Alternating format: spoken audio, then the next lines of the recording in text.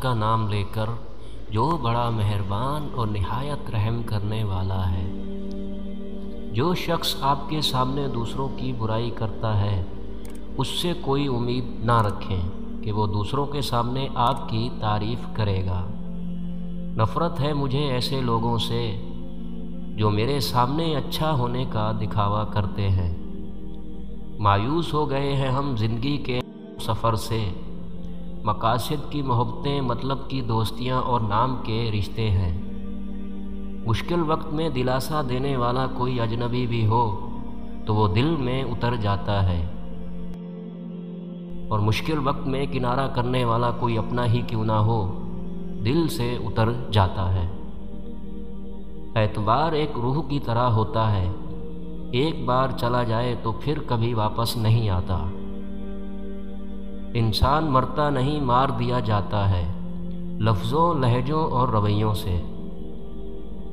جتنا زیادہ سوچو گے اتنی زیادہ اذیت میں رہو گے۔ یا تو اپنے آپ کو مضبوط کر لو یا پھر مصروف کر لو۔ دنیا میں کچھ بھی عجیب نہیں، بس کچھ چیزیں توقع سے زیادہ تکلیف دہ ہوتی ہیں۔